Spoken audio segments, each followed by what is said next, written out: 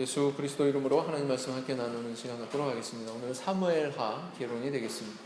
우리가 하나님 말씀을 이해할 때 숲을 먼저 볼 줄 아는 거 중요합니다. 그 다음에 나무를 볼 수 있어야 되겠죠. 그래서 넓고 깊게 이렇게 다 두 가지 방향으로 우리의 지식을 넓혀가야 된다. 사무엘기라고 이렇게 기록이 된 이유는 지난 시간에 설명했습니다만, 사무엘하는 별개의 경권이 아니라 사무엘상하가 원래 한 권이었다, 이렇게 말씀을 드렸었죠. 70인역이라고 하는 헬라어 구약 성경이 번역이 되면서 두 권으로 나눠졌다. 이 사무엘기의 저자는 말할 것도 없죠. 지난 시간에 다룬 바와 같이 사무엘 선지자로 여겨집니다. 물론 그의 죽음에 대한 기록, 그 이후의 어떤 사건을 다룬 내용은 후대 사람이 가필한 것이다, 이렇게 볼 수가 있겠죠. 그리고 저자와 기록 연대에 대한 기타 내용은 지난 시간에 다룬 것과 같습니다.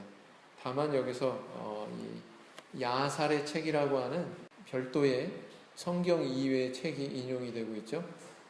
다윗이 사울과 요나단을 위해서 애가를 졌는데 그것이 야살의 책에 기록되어 있다, 이런 내용이 보도되고 있습니다. 사무엘하의 배경은 뭐냐? 이 본래 저자가 한 세대 뒤면은 뭐예요? 분열 왕국 시대. 항상 성경은 거의 한 시대 후에 기록이 됐다. 그래서 통일 왕국 시대가 아닌 한 시대 뒤, 사무엘하 다음에 어떤 성경이 시작이 됩니까? 열왕기가 시작이 되는데, 그 분열 왕국 시대의 모습을 그리고 있죠.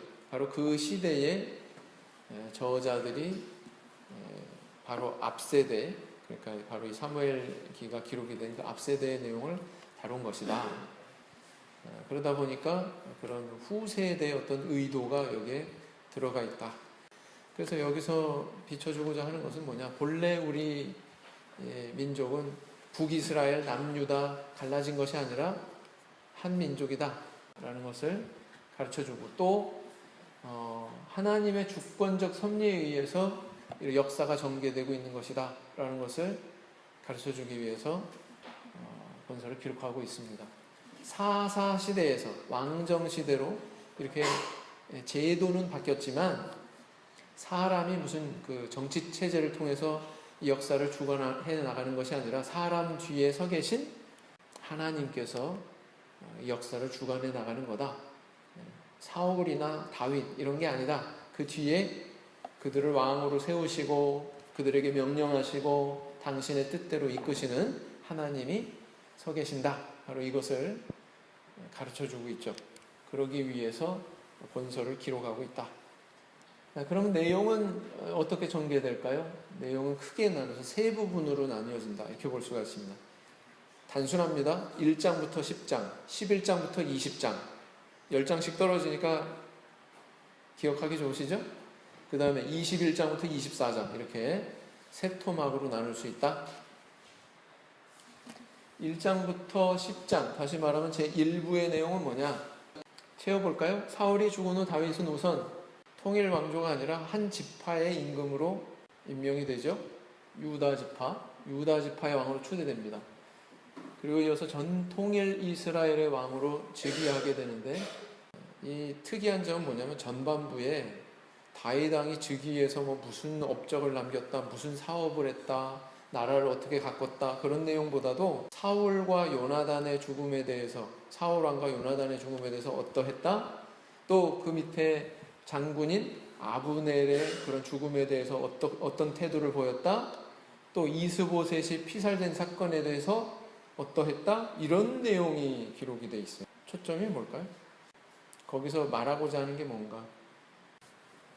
여기서 우리가 주목해 볼 것은 다윗이 어떤 심성으로 나라를 치리하는 왕인지를 조명하고 있다라는 거죠. 애가를 짓고 애도하고 이런 사건이 끝난 다음에 곧바로 이제 언약궤를 모셔오는데, 그 언약궤 모셔오는 가운데 사건이 일어납니다. 사람이 죽는 사건이 일어나죠. 요즘 말로 표현하면은 대통령 취임식 하는 날 불미스러운 사건이 일어나서 사람이 죽은 그런 상황으로 비교할 수 있겠죠. 그런 상황에서 다윗이 얼마만큼 하나님을 경외하고 교만치 않고 겸손한 사람인지를 발견하게 되죠. 그런 가운데에서 이제 그 다윗이 하나님 앞에 소위 다윗 언약이라고 하는 그런 약속을 받습니다. 내게서 날 아들의 위를 영원까지 이어가도록 하겠다. 하나님께서 약속을 주시는데 이것은 솔로몬을 겨냥한 게 아니라 근본적으로 누구를 겨냥한 거예요? 예수 그리스도. 그죠? 원래 율법에 의하면 이 그림에서처럼 소가 이 언약궤를 옮기면 됩니까? 안 됩니까? 안 되게 돼 있습니다. 언약궤를 옮기려면은 언약궤의 네 귀퉁이에 채를 꿰는 고리가 있는데 거기다 채를 꿰가지고 사람이, 그것도 제사장이, 레위 지파가 그것을 들쳐매고서 네 군데에서 들쳐매고서 이동을 시켜야 됩니다. 근데 그것을 달구지에다 얹었죠. 소가 끌게 했죠. 끄는 동안에 갑자기 소가 뭔가 발작을 일으켜가지고 위태하게 되니까 언약궤를 손으로 잡았어요. 누가? 우사라고 하는 인물이. 그로 인해서 우사가 그 자리에서 죽는 그런 사건이 일어납니다. 이건 무슨 의미가 있을까요? 하나님은 왜 이런 사건을 일으키셨을까요? 여러분, 다윗하고 한번 그 사울을 비교해 보세요. 먼저 사울왕 어떠했습니까? 사무엘 선지자가 아직 도착 안 했어요. 전쟁은 치러야 되는데 하나님 앞에 번제를 드리고 뭔가 하나님의 응답과 지시를 받아야 되는데 선지자가 나타나지 않습니다. 그러니까 자기가 임의로 기름을 붓고 하나님 앞에 번제를 지내죠.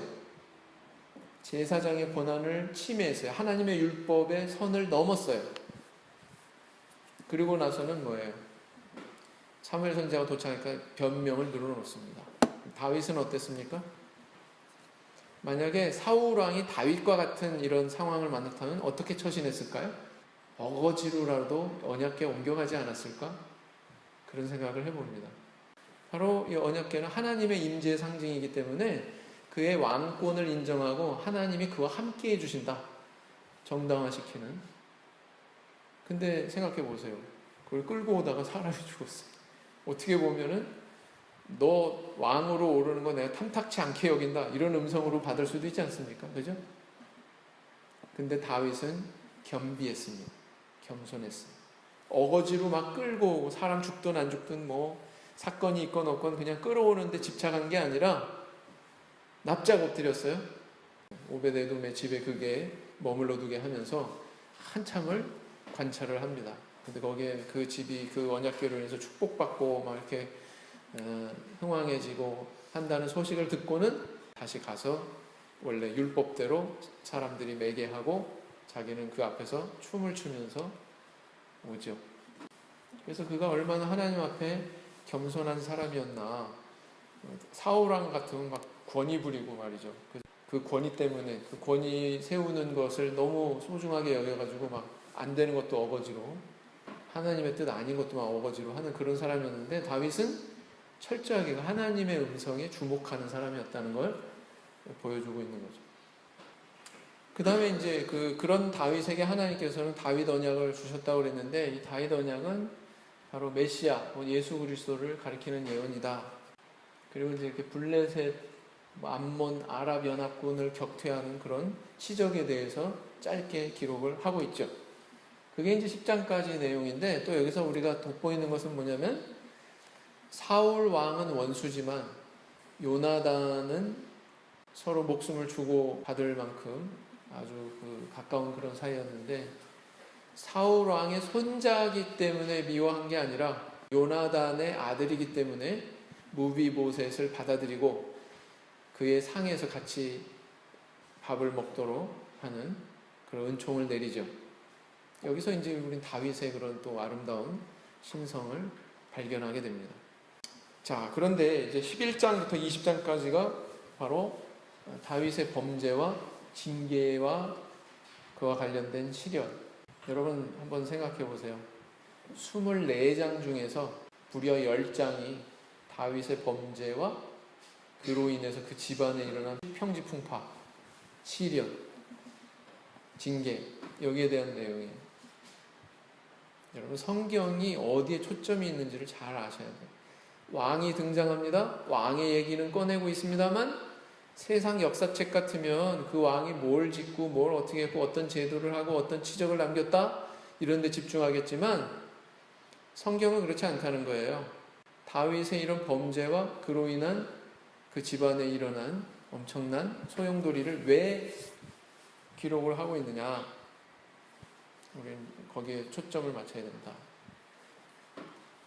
다윗이 누구의 아내요? 우리아의 아내를 범하는 간음죄만 졌어요? 그걸 은폐시키기 위해서 어떤 죄를 졌습니까? 요압을 사주해가지고 우리아가 전사하는 것처럼 가장을 하죠. 전쟁에 전사하는 것처럼 그렇게 가장을 해서 사실은 살인죄까지 집니다. 그래서 그로 인해서 사실 이스라엘 왕국 전체가 시련에 빠지게 됩니다. 다윗 한 사람의 범죄를 통해서. 여러분, 왕정제도가 좋아요? 지난 시간에 사무엘상에서 이스라엘 백성들이 어거지로 하나님 앞에 왕정제도를 요구했다 그랬습니다. 근데 하나님, 사무엘 선지자 다 탐탁치 않게 여기셨죠. 그럼에도 불구하고 왕정제도를 허락하십니다. 이게 왕이 올바르게 서 있으면 그 왕국 전체가 올바르게 설 수가 있는데 왕이 삐끗하면 왕국 전체도 삐끗하는 거죠.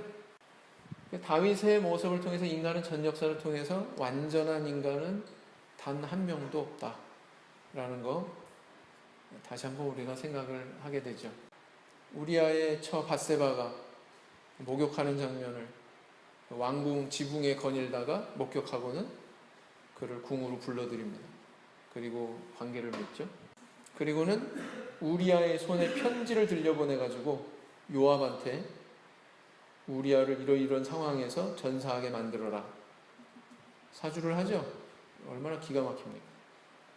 여러분, 이 모습 보면 이게 다윗 맞나? 싶지 않습니까? 시편의 그 영감 어린 많은 시들을 지은 다윗이 맞나? 그런 생각이 들어요. 자, 다윗이 범죄했습니다. 하나님께서 한 선지자를 보냅니다. 그 선지자 이름이 뭐였습니까? 나단. 그죠? 비유를 베풀면서 당신이 이러이러한 죄를 범했습니다. 그랬더니 다윗이 어떻게 했어요? 아니, 어떻게 알았지? 사울왕 같으면 어떻게 행동했을까요? 그 상황에서? 사울왕은 무수한 제사장까지 다 죽였어요. 소년 다윗을 숨겨줬다고. 맞습니까? 일개 선지자예요. 일개 선지자가 와서 당신이 그런 죄 졌다. 사울왕 같았으면 어떻게 알았지? 은폐시키려고 칼을 뽑아들었을지 모르겠습니다. 그런데 다윗은 어떠했습니까? 여기에 다윗의 아주 바람직한 모습이 있어요. 다윗이 내가 여호와께 범죄하였습니다.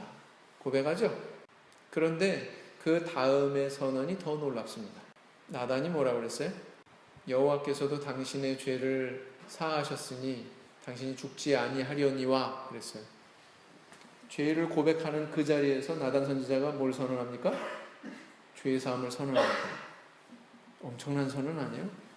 그래요? 당신 가가지고 양 잡아가지고 제사 지내시오. 그런 요구 안 했어요?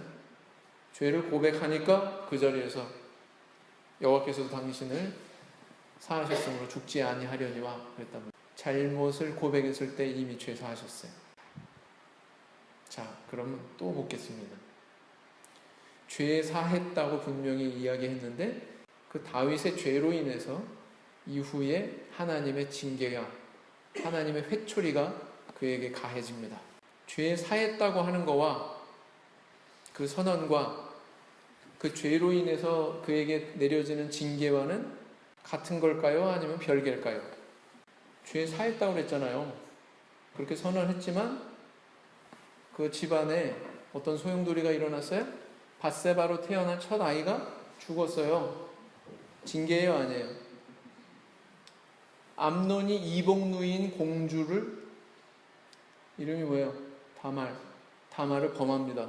얘가 뭐 하고 있습니까? 아빠 흉내 내고 있어요. 또 왕자 압살롬이 그런 암논을 암살해버립니다. 모살해버려요. 그리고는 한술 더 뜹니다. 아버지 다윗 대신 자기가 임금 되겠다고 뭐예요? 왕위에 오르려고 모반을 꾀합니다. 여러분 가만히 있었으면 누가 왕이 됐을까요? 왕자다운 왕자가 누구였을 것 같아요? 아마 압살롬이었을 거예요. 계속 다윗의 범죄 때문에 이게 도화선이 돼서 영향을 미치고 하면서 계속 소용돌이가 일어나는 게 느껴지십니까?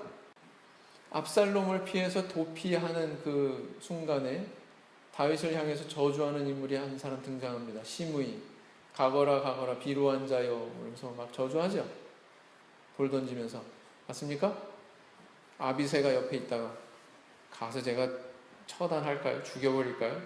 가만둬라. 여호와께서 나를 그렇게 저주하게 하시는 거니까 그냥 두어라. 이렇게 얘기하죠. 그 다음에 어떻게 돼요? 전세가 역전이 돼가지고 압살롬은 죽게 됩니다. 그는 머리끝에서 발끝까지 흠결이 없는 자라고 이렇게 외모에 대해서 이야기하고 있습니다. 그 중에서도 백미가 뭐냐? 아주 그 곱게 자라는 머리카락. 그 머리카락이 이 그림이 잘못된 게 있어요. 목이 걸린 게 아니라 뭐가 걸렸다고 그랬어요. 그 머리가 걸렸다고 그랬어요. 이렇게 옛날에 이렇게 땄나 봐요. 따가지고 이렇게 묶고 막 그랬겠죠. 이게 상술이 나오면 걸립니다. 걸렸으니 뭐 대롱대롱 매달리고 있는데 거기 가가지고 다윗은 분명히 죽이지 마라 그랬는데 누가 그 왕명을 거역하고서는 죽입니까? 바로 밑에 있는 군대 장관 요압이 죽이죠. 그 죽음에 대해서 다윗은 아주 절규를 합니다. 압살롬아 내가 너를 대신하여 죽었어야 됐는데 그러면서 아주 통곡을 하죠. 근데 이 압살롬의 또 모순은 뭐냐? 자기가 암논을 왜 모살했습니까? 누이 다말을 범했기 때문에. 그죠? 거기에 분개해가지고 죽였는데 자기는 더한 짓 하고 있네. 아버지의 후궁들을 백주대낮에 관계를 하죠. 남이 하면은 불륜이고 내가 하면은 도매쓰고 그런 사람이에요. 이 사람 나쁜 사람이죠. 이게 바로 압살롬이다. 정말 압살롬이죠. 그 다음 3부 여기서는 이제 마치 부록과 같이 뭔가 작은 에피소드에 대해서만 조금 소개하고서 이야기를 마치고 있습니다. 그 내용은 뭐냐면은 다윗과 함께 했던 여러 부하 장수들 이런 사람들 인물에 대해서 소개하고 있고요. 그 다음에 이제 시편 18편에 나와 있는 다윗의 노래를 여기서 소개하고 있습니다. 18편하고 이거 비교해보면 똑같습니다. 그 다음에 이제 마지막으로 다윗의 그런 잘못에 대해서 기록을 하고 있는데 다윗의 오점이 딱 2개가 성경에 기록이 되어 있죠. 하나는 밧세바를 취한 것, 또 다른 하나는 요압을 시켜서 백성들의 수를 세운 사건. 자기를 드높이고 자기의 치적을 높이기 위해서. 사실은 하나님께서 다 부어주신 은혜인데 어떻게 보면 자기를 내려고 한 일이죠. 거기에 대해서 하나님께서는 아주 혹독하게 징계를 하십니다. 3일 동안 온역에 들어가지고 막 엄청나게 많은 사람들이 죽습니다. 얼마나 죽었어요? 7만 명? 그 천사가 그 징계를 내린 그곳이 바로 아라우나의 타작마당이었기 때문에 여기다가 이제 그 다윗이 이 장소에서 하나님 앞에 번제를 드리고자 합니다. 그래서 아라우나에게 값을 치르고 그것을 산 다음에 거기서 번제를 드리게 되는데 이 장소가 바로 뭐가 되느냐? 이 장소가 바로 솔로몬 성전이 지어지는 그 장소가 됩니다. 그래서 지난 시간에 사울 왕의 그런 어떤 불신앙과 실정에 대해서 쭉 나열을 했는데 다윗도 역시 그럴 수 있습니다. 다윗도 역시 쭉 정리를 해보면 다윗의 그런 좋은 점들이 쭉 나타나고 있어요. 그는 골리앗에 대해서는 분노하고 의로운 그런 분노를 나타냈지만 엘리압이나 기타 다른 사울 왕이나 그 측근들의 어떤 모욕이나 이런 것에 대해서는 전혀 개의치 않았죠. 감정을 드러내지 않죠. 그래서 대단히 그 겸손한 인품을 가진 사람이라는 것을 알 수가 있습니다. 그 다음에 백성들을 치리하되 아주 지혜롭게 잘 처리했기 때문에 다 인정하는, 다 기뻐하고 막 그러죠. 그 다음에 전쟁의 능력이 있다, 은사가 있었다. 사울을 해할 수 있는 그런 절호의 기회가 있었음에도 불구하고 손을 댑니까? 안 됩니까? 안 되죠. 그래서 하나님의 존재를 항상 인정하는, 여호와께서 기름 부은 자를 나는 손댈 수 없다. 그가 손대지 않은 이유가 거기 있었잖아요. 항상 그런 태도로 일관하는 다윗의 모습을 봅니다. 나발의 모욕을 참죠. 그가 피난 생활하는 동안에 무력으로 어떻게 보면 보호해주고 호의를 풀었는데 그에 대한 상응하는 어떤 감사의 태도를 보이지 않는 나발에 대해서 한바터면 돌이킬 수 없는 그런 일을 저지를 뻔하죠. 근데 거기에 이제 그 아내 되는 아비가일이라고 하는 여인이 나타나가지고 다윗이 멈추게 합니다. 근데 아비가일은 이 다윗이 장차 왕이 될 그 미래를 내다보면서 이야기를 하죠. 그 다음 하나님의 공의를 믿고 원수를 사랑하는 이런 마음도 있었고, 동료와의 의리도 지키고, 전반부 1장부터 3장까지는 전부 다 애도하고 애가 짓고 그 사건에 대해서 굉장히 공정하게 이렇게 처리하고 이런 것들에 대해서 부각시키고 있습니다. 그래서 다윗이 어떤 심성을 가진 사람이냐, 어떤 통치자였느냐라는 것을 비춰주고 있죠. 그 다음에 가장 조명하고 있는 것은 범죄한 후에 그의 태도에 대해서 집중적으로 11장부터 20장까지 조명을 하고 있습니다. 그래서 성경 구절을 잠깐 살펴보면 어떻게 나와 있습니까? 다윗이 이 슬픈 노래로 사울과 그 아들 요나단을 조상하고, 사무엘하 3장 36절에는 온 백성이 보고 기뻐하며 왕이 무슨 일을 하든지 무리가 다 기뻐하므로. 여러분, 안에서 새는 바가지 밖에서도 샌다. 안에서 안 새는 바가지 밖에서도 안 샌다. 무슨 얘기냐? 신앙인은요, 교회에서만 인정받아서도 안 되고요, 어디다 내놔도 사실은 다 인정받고 기쁨을 줄 수 있는 그런 존재가 돼야 되겠죠. 신약시대에 와서도 역시 마찬가지입니다. 사람들에게 칭찬받고 성령과 지혜가 충만하고 사람들에게 칭찬받고가 꼭 들어가요. 그것은 보편적인 가치에 비추었을 때 사람들에게도 인정받고 기쁨을 줄 수 있는 존재가 되어야 된다라는 것입니다. 다윗은 바로 그런 인물이었다라는 거죠. 다윗이 나단에게 이르되 내가 여호와께 죄를 범하였노라 하매 나단이 다윗에게 대답하되 여호와께서도 당신의 죄를 사하셨나니 당신이 죽지 아니하려니와. 또 아비새가 모든 신복에게 이르되 내 몸에서 난 아들도 내 생명을 해하려 하거든 하물며 이 베냐민 사람이랴 여호와께서 저에게 명하신 것이니 저로 저주하게 버려두라. 이 순간에도 시므이가 눈에 보인 게 아니라 뭐예요? 시므이 뒤에 있는 하나님. 여기에 다윗의 위대한 점이 있어요. 오늘 성도님들 분명히 아셔야 되는 게 바로 이 부분입니다. 이 부분이에요. 죄사함은 선언하셨다. 죽지 않았습니다. 그러나 죄의 징계는 하나님께서 그대로 감당하게 하셨다. 왕의 마음이 심히 아파 문으로 올라가서 우니라. 저가 올라갈 때 말하기를 내 아들 압살롬아 내 아들 내 아들 압살롬아 내가 너를 대신하여 죽었다면 압살롬 내 아들아 하였더라.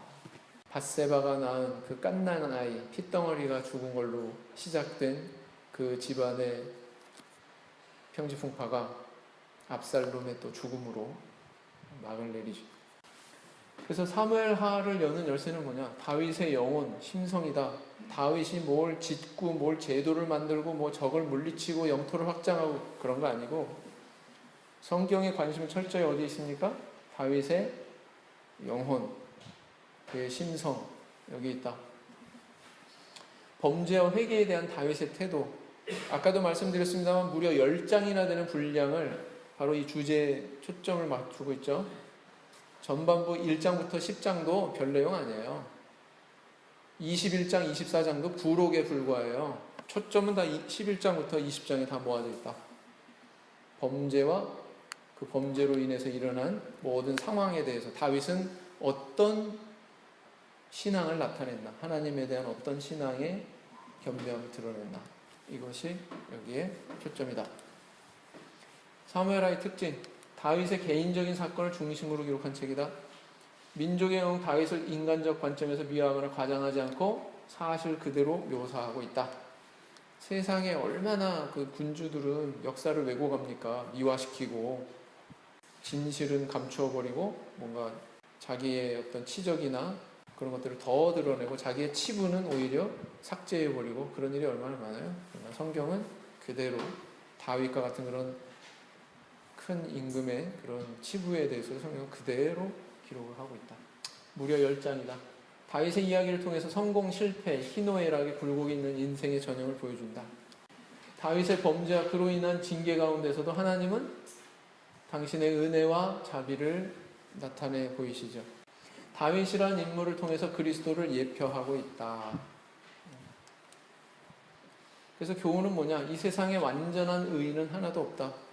완전한 의인 하나도 없어요. 사람을 우상화하고 사람을 추종하고 숭앙하고 그러면 안 된다.